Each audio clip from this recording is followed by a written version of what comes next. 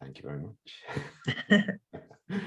And let me just bear with me. Hi, everyone. For anyone who's joining us on Facebook, I'm just editing some things on here. Public, done. And let me just share this to the Soul Sangha page as well. Share to a group, Soul Sangha, and it's away. Okay, well, let's see if I can tag you in this. Sometimes it doesn't allow me, and sometimes it does. So look, edit. I'll just tag you as well.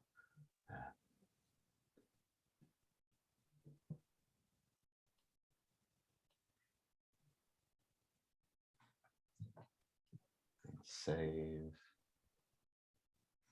And we're away. Lovely, we're live.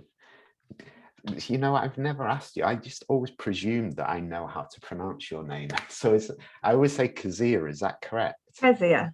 Kezia.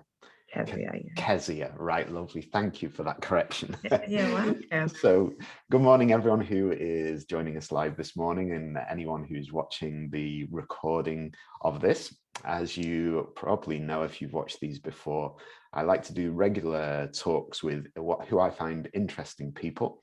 This is the reason I started this originally, as I've said before, which continues, is the Buddha's meditation question, called the Zen question, was what is the cause of suffering and how do we solve it? Of course, after years of contemplation and sitting around, he figured out his answer was Buddhism, or what became Buddhism. So really, this is the same question that I explore in my own life, and I also see other people exploring in their lives, and the people I feel who are really exploring that, who I personally know in some way and respect, come along and we have a chat. And this talk, I should say, is as much for me as for anyone else. So I'm a constant student, and so let me get it right again.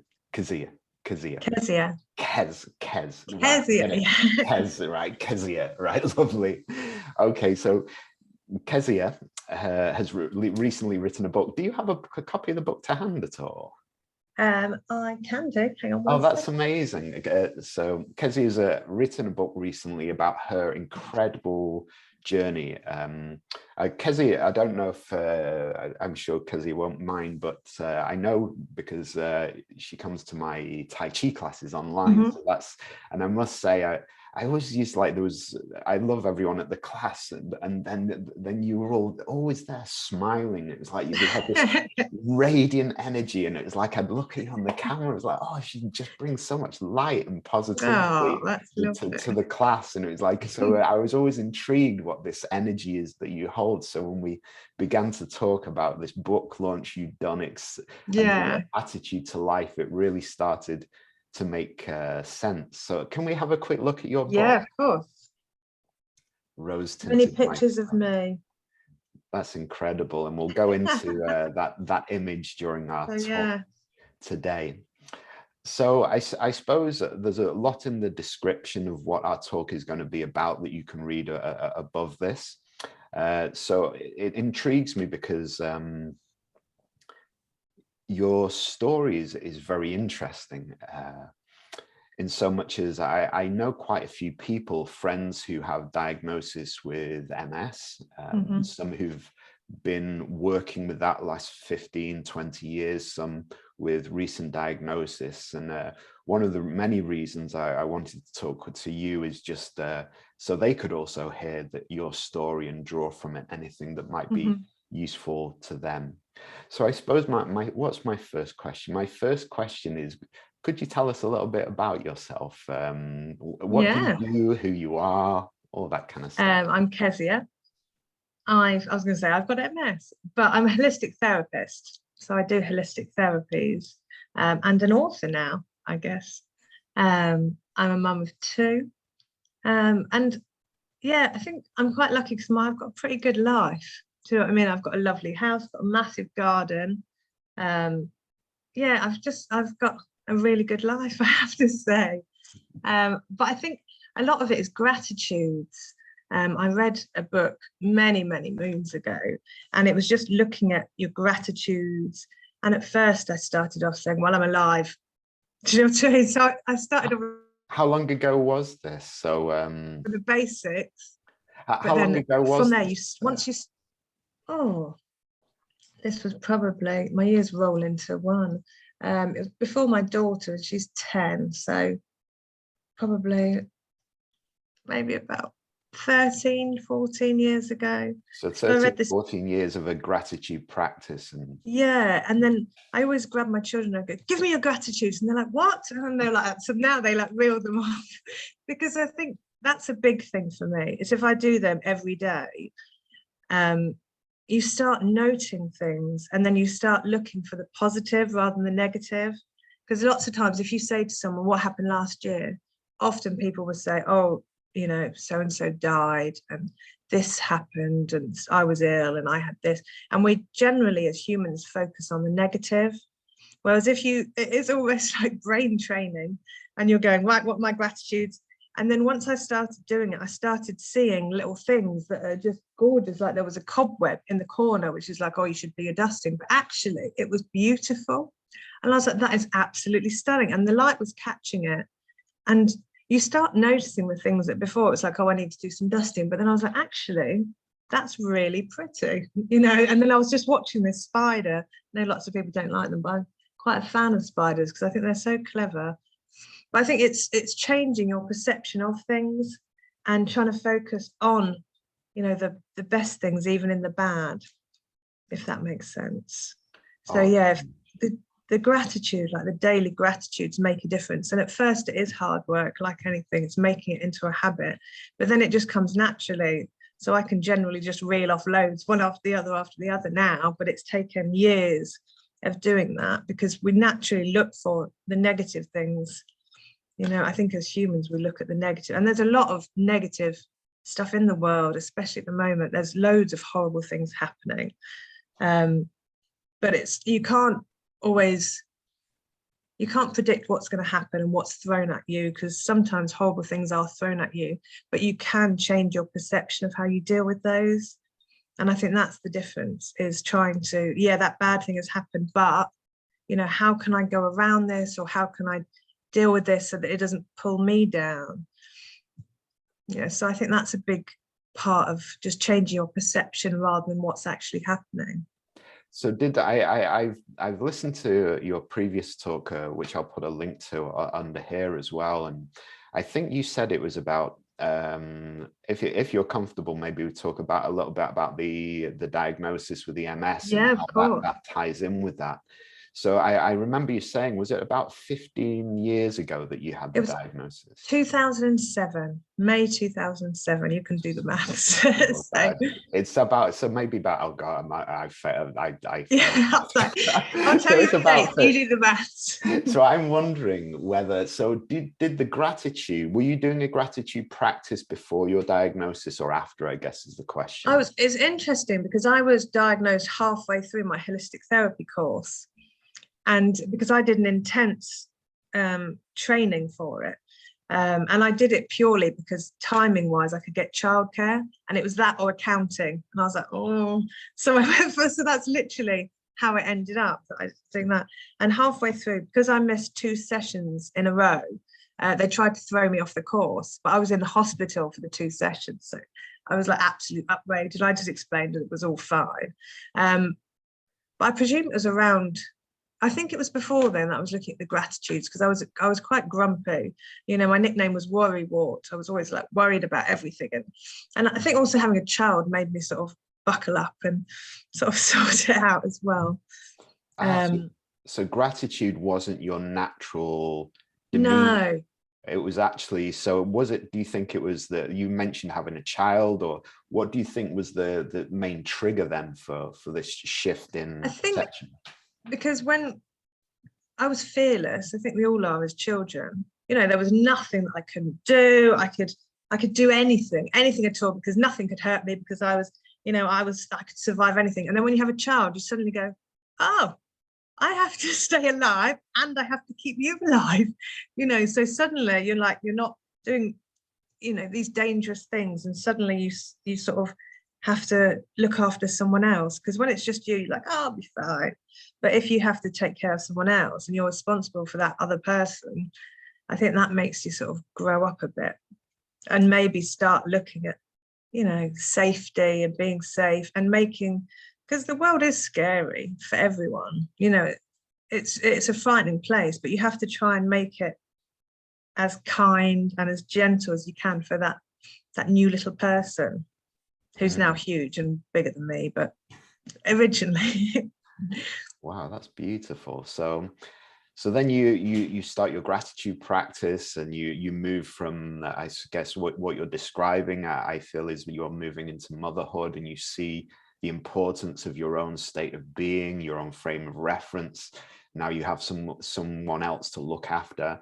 And then along that, so I know, I remember listening in your last talk, you were talking about how when you first had your diagnosis with the MS, you just kind of, would you say you buried it under the carpet, and then it was like, yeah, well, I guess I would do that. And I feel I would do that for an important reason, because I don't want to influence how I feel about life. I want to stay happy and stay positive. And sometimes in my life, I have found that not giving attention to something that isn't bothering me, but is still a problem, whether that's debt or something like that. I mean, one of the big ways I got out of debt was ignoring it, not in a stupid way of just going out and buying cars and motorbikes. But it was just like, okay, that's there. Don't know what to do about it, but walking in by the sea is free. Going and meditating outside it. And so somehow by not dealing with it in that particular way, I found ways of being happy and being peaceful, and then the ways of dealing with it came along. So I'm wondering if that's the same for you. Yeah, I mean, I did everything that I was told to by the doctors. I was doing injections every other day, which was awful. And I remember I used to sit and I used to say, do you want to get worse? Do you want to be in a wheelchair? And that's literally what I used to do. And it's awful. And now I just think, that's the way that I just dealt with it. And I was like, deal with it for these couple of minutes and then it's done. And then we forget about it. And then, because that became so stressful, so my whole day was around, I have to do this injection, I have to do this injection. I spoke to the doctor, and I was coming out in skin rashes, which was just stress. So I moved to a weekly injection, so, and then, it went on. So I've been on so many different medications. And then, I think I just didn't want to deal with it. And I didn't want to tell anyone about it. Obviously, like my family and very close friends knew. But I thought, if people know about it, then that's my label. It's the girl with MS. And I didn't want to be the girl with MS. And also for work, because I do holistic therapies, I'm dealing with a lot of people. And sometimes people want to come and moan about their boss, and they hit their toe this morning and it really hurt.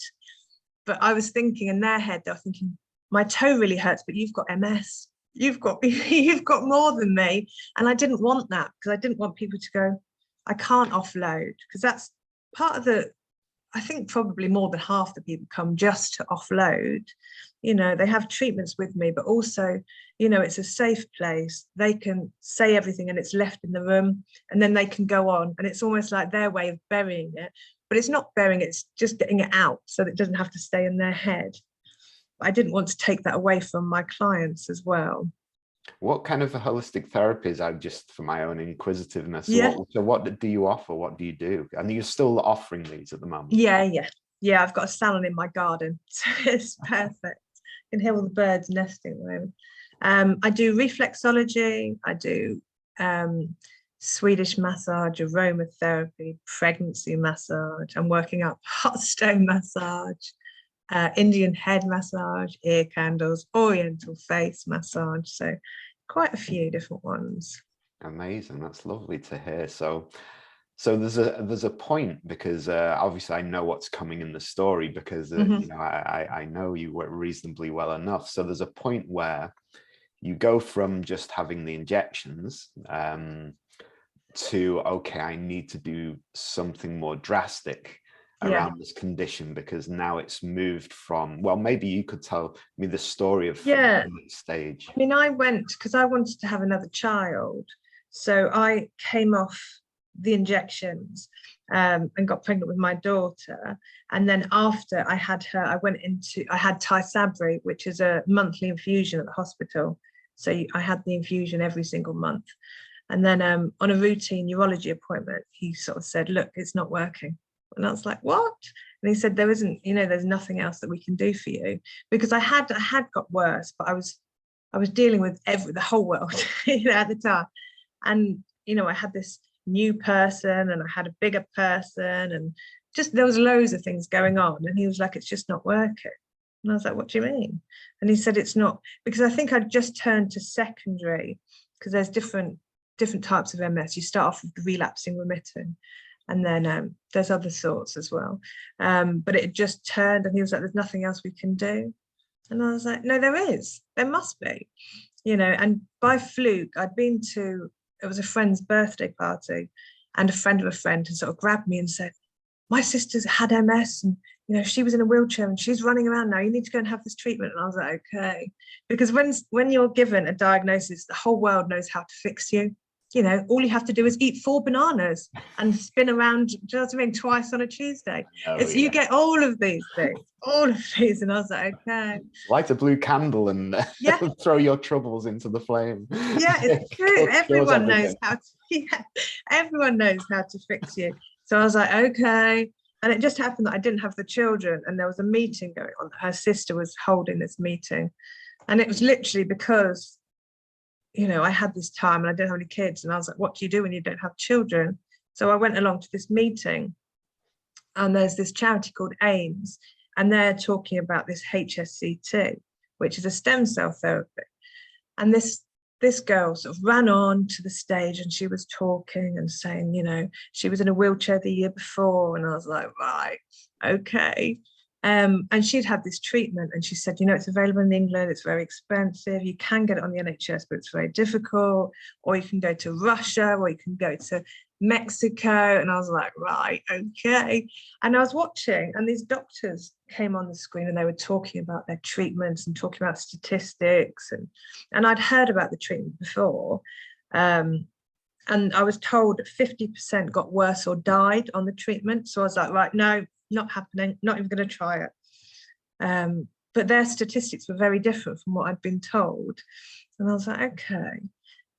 And this Russian man came up, this Russian doctor, and he was so smiley, and he was talking about, we all come together and we are friends, he goes, we are, we might work at the hospital, but we're friends and we look after each other and the patients. And I just thought, he's wonderful. And when someone is just so smiley and so happy. And I even said, I was like, if I'm ever stupid enough to do that treatment, I'm going to Russia. And that was it. And I was like, that is ridiculous. And so when I saw the neurologist, and he said, there's nothing else. And I was like, what about HSCT? Because I remembered from this meeting, he was like, you're too far gone. And I was like, really? And he was like, yeah, it wouldn't work for you. And I was like, right, well, I'm going to go. So I got referred to on the NHS, but it's very difficult because you have to fit specific criteria. And so I just started fundraising straight away. So we fundraised in 7 months, because he sort of said, by Christmas, you're likely to be in a wheelchair. And I was like, no. And I was really like, and it was the first time I cried. I got back to the car and I just cried, because I thought, do you know what I mean? That's what I've been told. I have to be in a wheelchair. And I didn't want to be in a wheelchair, because I've got my kids. I want to run around with my kids. I mean, I don't run around with them, but I'm still up and about. And my job involves me standing. And so how long ago was this? How long ago was this? This was in 2018, I want to say, for Christmas 2018. And are you in a wheelchair now? No. Okay, no. I know you're not, because you're coming to my Tai Chi, but I just want people to hear. Yeah. Okay. No, but I'm not running, but I'm I'm still I think I'm still improving, but slowly. So I'm very impatient. I want to be running, but I'm not yet. I just like to ask for anyone listening to this before we continue the story as well, is I in my ignorance, I don't know the different types of MS, but what specific type, for anyone who knows, what MS did you have? I had relapsing remitting, but I think I just turned to, is it the secondary? So it's basically relapsing remitting, is something will happen and then you'll get better. So you'll fit, I don't know the correct terminology, I should do by now. But then when it gets to progressive, it gets worse, but then it doesn't quite get better. I'm not explaining it very well. No, so you you just are. keep getting worse and worse and worse, basically. And I mean, with MS, it's so scary because you sort of get given this diagnosis. I mean, I was told it's not always fatal, is what the doctor said. And it was bank holiday. So he told me on the Friday, have you heard of MS? And I had, and I was like, right, yeah, because my friend's mum had it and she was quite poorly. And I was like, right. And he goes, well, you've got MS. Don't worry, it's not always fatal. And I was like, thanks. And he said, someone will come and talk to you. But because it was bank holiday, I was just sort of left. And then the Tuesday, someone came with some pamphlets. But luckily, there was a girl next to me that said, don't worry about it. It's not as bad as he's made it out. You'll be fine. You know, you just change things. So I was so grateful. I have no idea who a little blonde lady that was next to me back in the day. But yeah, and I just thought, oh, so you're told that, I mean, in my instance, I was told it's not fatal. And all you know is you're going to get worse and worse and worse, which is awful. And if you put that in someone's head, it's like if you tell a child they're naughty, you know, you're naughty, you're naughty, you're naughty, or you're just going to keep getting worse. It's not a good place to start. Well, they say like that scientifically isn't a good place to start because, of course, you also have the nocebo effect, which I know, like you've got the placebo, which is the ability of the brain to create miracles of healing in the body. And then you have the nocebo, which is the brain's miraculous power to make you even worse and ill through a belief in getting worse It's and a so belief true. in getting better. So it's a very strange thing. Yeah. I do, to be fair, I do hear that this, excuse me, is an ongoing puzzle for the if you like the doctors to deal with, because it's like, do we tell the truth based on our statistics and understanding of this illness to prepare the person, knowing that this information could make things worse? Yeah. Or do we say, actually, here's something that statistically isn't true but can be true? So do we So I wouldn't want to be the person that had to give that information. I would hate to have that responsibility for the doctors. I would hate that. Yes. So please continue. So so you're given this information. Yeah. So yeah, so I was sort of left just with this information. And then someone came with leaflets. And the only person I knew, she was told she had MS and she was in a three-bedroom property with stairs. And so she immediately said, I need to be moved to a bungalow. So she went to a bungalow. And then she said, I need a wheelchair. And she was such a lovely, happy woman before, but that diagnosis, unfortunately, changed how she was. And because I used to go around, I mean, I was about 16, I think, at the time. And I used to go around and say, come on, we're going out. And she was like, no. And I said, come on, we're going to go for a walk. And she was like, I can't walk, I've got MS. And I said, I'll push you today. Come on then. And then, so when I got the diagnosis, she's the only lady that I knew at the time. And I was just like, and I did think, is that karma? Because I made her, do you know what I mean? I kept trying to force her to go out. And part of me thought, maybe I shouldn't have tried to force her to go out. And it's, you know, but I mean, that's ridiculous. But that's the first person I knew with MS. And unfortunately, she's died now, which is really tragic. But I think a lot of how you look at things is so important. I mean, I went to the MS Centre in Leicester and I met loads of people. And one lady, I said, oh, what do you take? You know, what medication you want? I love this story. And she was like, I take vitamin C every single day. And I was just like, I love you. And she's wonderful. But it was that, oh, I'm fine. I take vitamins. Do you know what I mean? And there's a very different attitude that she had to someone else that was like, oh, well, you know, I'm trying everything I can. And I see the doctor every day. And it's very different automatically. How you come across is very different. And if you're putting that out all the time, yes, and that's your aura and almost how people respond to you. What a toughie. I see that in my Tai Chi classes, that there's some places when I used to teach up north, and there was people in their 80s, you know, who had more energy than me, literally, the eyes bright, but they seem to have this attitude to life. They'd be in the gym every day, they just live life fully, you know, and it was so interesting to see how they were literally full of light. And then I would meet someone maybe like who was like me in the 20s, quite run down, low, and you could see the difference in how that affected their health as they went, or it's at least it seemed that way. So yeah, it's amazing. I wonder as well, I think some people are somehow given some kind of natural resilience. Some people just have that in life, I think. Some people meet a life event of like you're describing, where you meet some level of suffering and you decide actually, or you're, as you said, you became a mother, and that was a trigger to say, I need to change my mindset. So yeah, it's interesting. And I really feel compassion for those people who are those low energy people, because I really see that in myself as well. And it's a struggle sometimes not to feed that animal. You know, I have to work on being positive and happy and optimistic. It's not like I just did it and it was there, you know. It's what do they say? Fake it till you make it. Oh, I love that. Yeah, change your own neurology.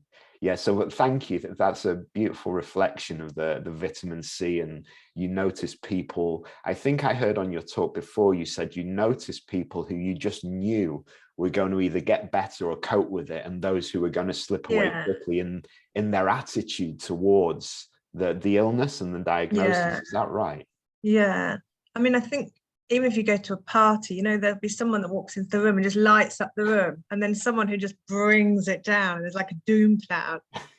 And it is so, it's like a yawn, isn't it? A yawn is contagious. Whereas if someone is like happy, and sometimes it's a bit like, why are you so happy? Just really happy. Like, if you're not feeling great, it's a bit like, why are you doing that? But it is contagious. You know, misery is contagious, happiness is contagious.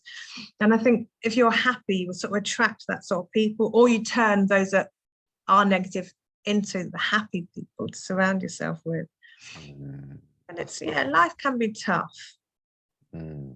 So you're in it, so you enter a situation where you're starting to explore. You've been to this seminar, and this Russian doctor, as you're describing, is full of that light.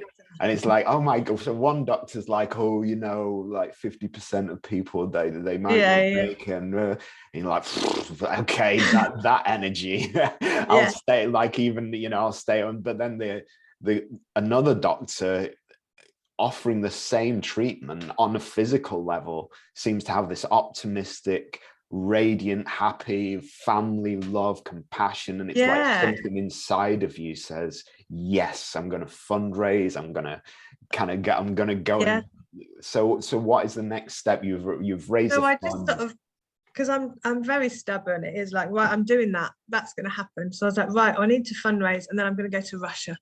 And it's like, Russia's quite, do you know what I mean? Russia's quite a scary place, I thought. So I just fundraised, and I was like, right, we just need to do. So I had to come out to the world, because I was still hidden, because I was sort of not dealing with my MS. You know, I wasn't dealing with it very well. And one of my friends said to me, right, you need to start recording. And I was like, what? And she said, to fundraise, you need to record. And I was like, record what? Like playing with the kids? And she was like, no, the day-to-day stuff that you deal with, so people can see. And I was a bit like, and I didn't realize that was frightening for me, because it wasn't showing people, it was showing me, you know. So I did all these recordings so people could see inside what it's like. And then I had, you know, I set up a Just Giving page, and I was getting strangers, people that I knew at school. I think a boy that I lent a pen to when I was really little, you know, he was the first to donate £50. And I was like, what? And then Theo said to me, I think there might be something in this karma stuff that you talk about. And I was like, what? And he says, as long as you're nice to people, people remember. And there were people, I mean, I'm 40, but there were people from when I was 11 donating. And then there was one chap from Turkey, and he donated £100. And he said, I've sort of read, I've watched some of the videos, and I've read about you. And he said, I want you to realize, and this was his thoughts, that God puts upon those who can cope the difficulties of others, so they can learn to teach them how to deal with it, if that makes sense. Oh, he said it in much more beautiful, eloquent words. But yeah, he said, use your healing powers to heal yourself and learn so that you can heal others. And then he donated £100, which is a lot of money in Turkey. It's not a lot of money here, but I was just like, and this is someone I'd never met. And there was money coming in from everywhere. And I was a bit like, oh, you know, because I couldn't afford to do that on my own. And then suddenly I came out to the world, and, you know, strangers, people from when I was at primary school, you know, and then we managed to, and lots of family were very generous as well. And we managed to fundraise. And then I went off to Russia, just crazy. But the happy doctor, I met him and he said to me, so 50% is science, I'll do that bit. And he said, but 50% is here, because that's your job. Wow. He goes, I can help you while you're here.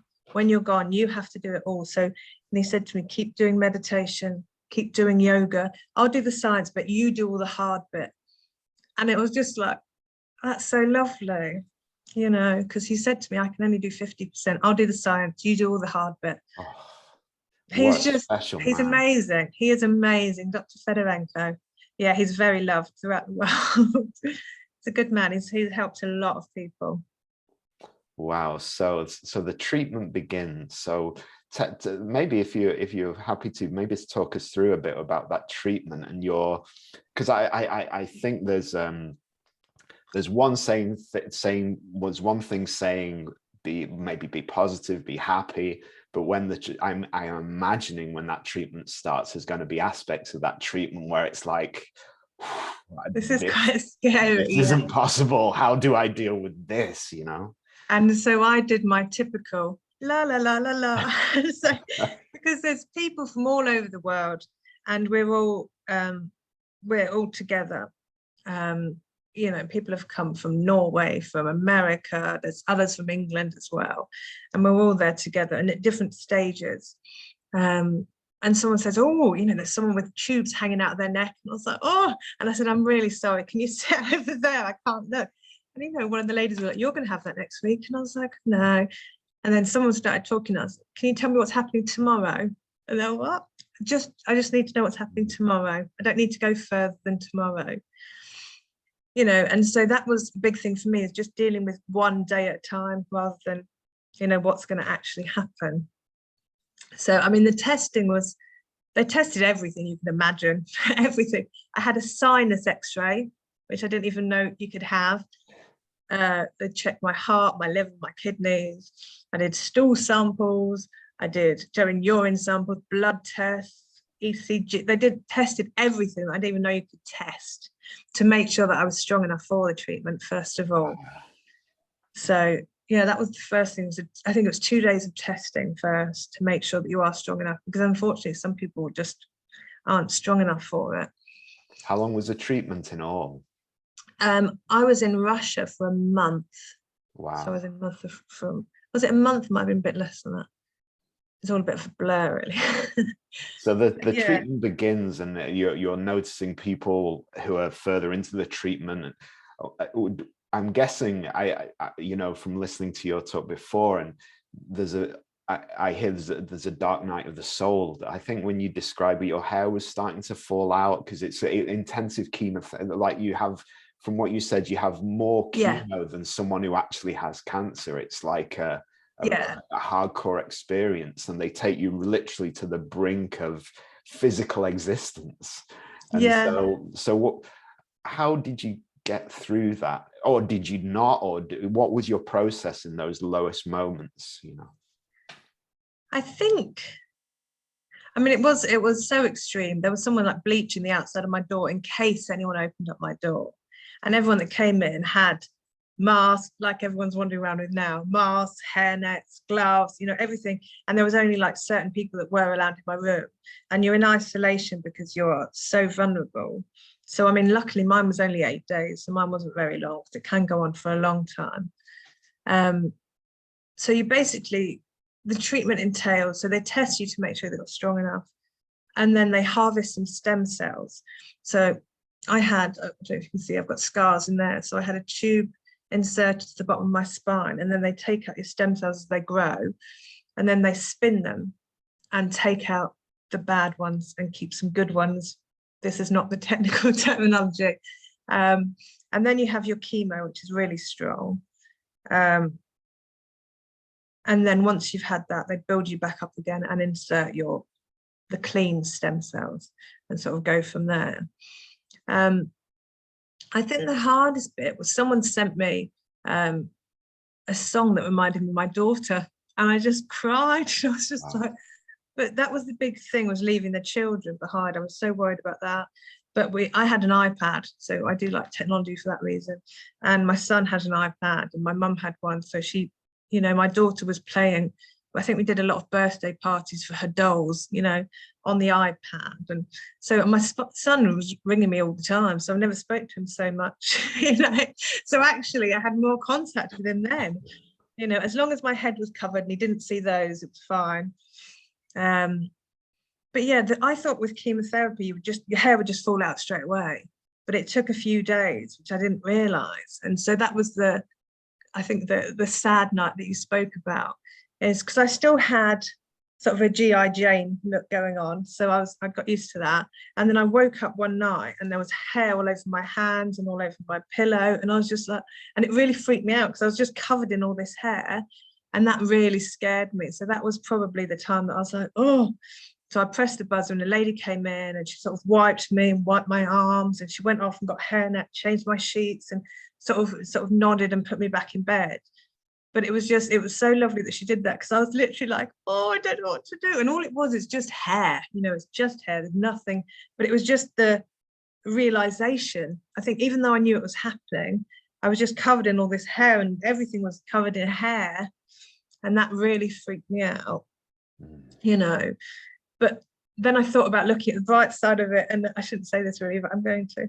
So I went to the mirror and I was like, right, and I was rubbing at my lip and I thought, well, at least I get a cheap wax at least. So I thought, yeah, well, look at the bright side of this and I'll get rid of my tash, a bit of chemo. So yeah, daft things. But yeah, so that was the scary time, but I switched it around quickly because I thought I can't get into this negative frame, because that's the big thing, is you need to stay positive through the treatment, you know, because your body will heal better if you're more positive. Can you remember, so you mentioned positivity and you mentioned the doctor saying that that was 50%, that was your job. Did you have any techniques? How did you do that in that situation? Because that's pretty an intense situation to try and be positive in. So how did you achieve that? I had lots of meditation, loads of meditation. I mean, many moons ago, when people, you know, I was a holistic therapist, so people presumed I was meditating and drinking green tea all the time. And I was like, oh, I need to try and meditate, because I was like, this is like, you know, because you live up to what you're told. So I was like, I need to be a therapist, so I need to meditate. And I remember the first time I was like, this is ridiculous. I'm so bored, you know, honestly, the first time. And I'm trying to, he's fantastic. It's the shop for meditation. So I was listening to a guided meditation, and I was listening, and the first time I was like, oh, this is silly. And then the second time I was thinking, oh, my gas bill. And then it went. And then the third time it was like they had the gong and it was like, your time is done. And it was only the third time. And I was like, oh, okay. And so that's how I got in. I did it originally because I thought I should. And then I was like, okay, this is not that bad. And then I started meditating. So when I was in Russia, I did a lot of meditation, guided meditation. But every time I went to do one, someone came in to, you know, take some blood or do this, you know, so they were always walking in the middle and they were like, sorry. And I was like, okay. Was it kind of like a visualization, or was it just loads of different ones? Was it an app? What was it's a shop for meditation was the one that I listened to a lot. But lots of times it was just doing body scans, so starting from my feet and relaxing my toes. But I'll be honest, it was very rare that I actually got through one, because there was literally people coming in and out and doing different tests and things. But so that was quite good. So then I'd start again, and then I'd get halfway through, and then someone would come in, and then I'd start again. So I mean, I had a lot of time. So a lot of meditations, and then I'm a bit of I love learning. I'm always learning things. so I would have various different things on oils, and yeah, I was always having, you know, I'd be researching stuff and writing down ideas for courses that I'm going to do. And yeah, so I'm a real, because I'm not a TV watcher. I tried, but I got quite bored quite quickly, because everyone's like, oh, you can watch all these series, and I get quite bored. So just listening, yeah, listening to a lot of meditations, coming up with ways to take over the world, that sort of thing. So lots of my latest ideas. Yeah. So like take it, so on the technique level, from what I'm hearing, is taking over the world. I say, you know, that's amazing. And I see that as creating purpose in your mind. You know, this is what I'd like to do. This is what I'd like to be. These kind of ideas. And then meditation that you're describing is the type you were doing, was that the almost like a letting go of tension meditation, your body scanning, that kind of coming back. And also what you described, maybe listening to or studying things that you found uplifting, like oils and things. So you were using these three predominant techniques by the sound of it, you know, positive intention, learning, uplifting and interesting things to you, and the ability to let go and come back into yourself. Were really beautiful. And so then, okay, so let's fast forward, if that's okay, and let's think about, so you come back here, and then I'm thinking, you know, where are you psychologically? Are you in a place of like, has this worked? Did you know straight away? What was the next stage in your journey? Well, I sort of went to get onto my bed, and my partner said, oh, wow. And I was like, what? And he said, you bent your leg. And I was like, what? And he said, you can't bend that leg. And I was like, sorry? He goes, you just bent your leg. I was like, okay, because I couldn't bend my left leg before. And he was like, wow. And I was like, and he goes, did you not realize? And I was like, no. So because I used to walk, swing my leg out because I couldn't bend my leg. And then I had drop foot as well. So sort of curled my toes in.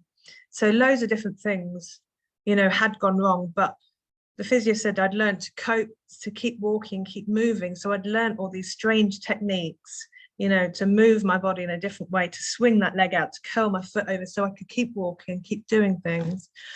And actually I saw someone from the Gait Lab unit, which is about keeping you walking and everything. And he said, because you're hypermobile, that's what's kept you up and about. And I was like, really? And he goes, yeah, because you probably wouldn't still be up and about if you weren't so hypermobile, which I found out, you know, later on. But now it's retraining everything to do it normally. You know, so this is where the hard bit comes.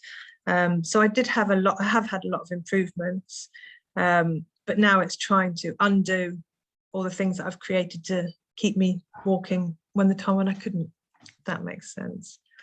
So yeah, so I think I'm really impatient, so I'm not running now, but I would like to be, you know, but there's always the thought that I will be, or I mean, who wants to go running anyway, unless you're running for a bus and being chased by a dinosaur. Or being chased by a dinosaur, exactly. So, but yeah, I think I'm still improving, but at first it was like, that was a real obvious thing. I could bend my leg. And also the drug that I was on before, the Tysabri, can create a brain disease, which can be fatal. So I was having that injected every month. So another good side of it is I'm not taking that. You know, medication wise, I have naproxen, which is painkillers, but that's just because I'm trying to relearn, because my right hip is like solid, the muscle is solid because it was taking all the, you know, all the strain from the leg that wasn't working. So apart from that, I'm not on anything. I mean, I take vitamins, but you know, so that's quite nice that I know what's going into my body is not, you know, drugs and all sorts of things. So what an amazing story. Let me just have a quick look, and sometimes people do post questions, etc. So let's just make sure. And sometimes they don't. Talking for just 2 hours. Yes, yeah. This is this is really beautiful. I suppose what I would ask as well is, if anyone has this kind of diagnosis or any type of you know, they're just having to deal with something that does seem the tidal wave, you know, of what, because people might have debt, ill health, relationship, you know, there's so many tidal waves that come at people. Do you have, from your experience, advice of how to meet these? I guess we've pretty much covered it, but anything else you can think that you would give advice? I think just it can mount up, you know, you've got a bill, you've had an argument, you've got this, you've got that. There's no point dealing with it all because that's too much, you know, no one can do that.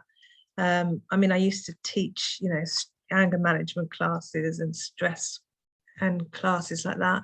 And I remember I was working with the Somali community and there was a language barrier there. So I literally got an empty bottle of Coke and I said, okay, tell me what's wrong. And so they'd shout and I added water. Then someone else would tell me about their bill and I added water. Then someone else would shout about an argument and a bus ticket and this and this and this. And until the bottle of, you know, the bottle of Coke, it was a bottle of Coke, but it was just water, just exploded over the top. And I said, okay, what was that last thing? And she says, oh, I dropped my scarf. And I was like, okay. And I said, but that's exploded because you've not dealt with the other things. So when things do get too much, just deal with one thing because the others will be dealt with later, but just deal with one. And then when you've dealt with that, deal with another one. And you can, I think we said this earlier, but you can't always predict what life's going to throw at you, but how you deal with it is very different. And it's trying to find a positive, but yeah, just one thing at a time. And also we're very good at not looking after ourselves because we've got, you know, we've got a family, we've got a house, we've got an essay, we've got a business to run. But none of these things, you know, we can deal with if we've not looked after ourselves first. So although lots of people think it's selfish, you do need to make time for yourself and, you know, allow yourself 5 minutes in a whole day, 5 minutes in 24 hours just to go, okay, I'm just going to sit. Meditate if you like, have a cup of coffee, sit in the garden, read, you know, do nothing. Just if you take a bit of time for yourself, then you're more likely to be able to deal with the house, the family, the business, the job, the essay. And I think lots of times people think they're selfish, and it's not selfish because you can't deal with the world if you're not looking after yourself. That kind of put your own oxygen mask on before you can put your child's on, even, you know. Exactly.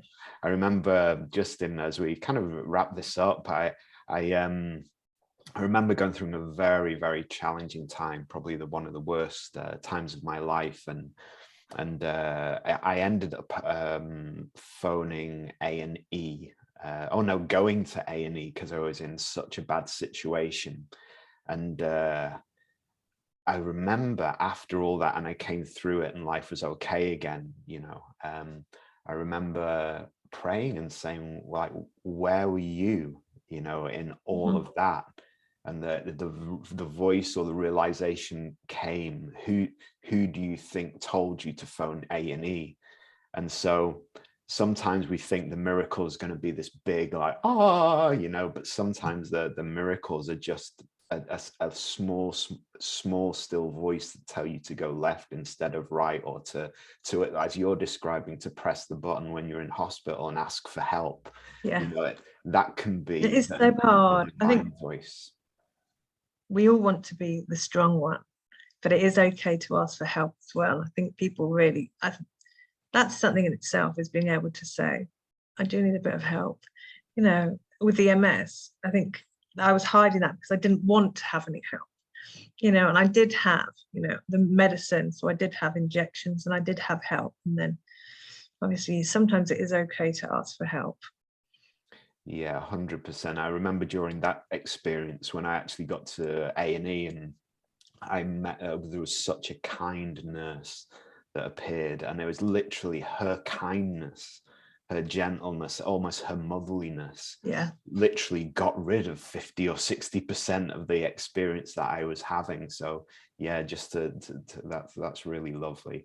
can we see your book again? And Oh where yeah, can of we course. where can we get this book? Is it on Amazon or your website? Yeah, if you go to the website, it's www.rosetinted.me, and then if you can put it will have a bit to put your address and your details, and then there's a section there if you want me to sign it, or if you want a note written in there, there's a section for that too.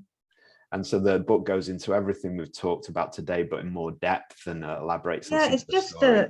a memoir, I guess. So it's just my life, but obviously heavily weighted with MS.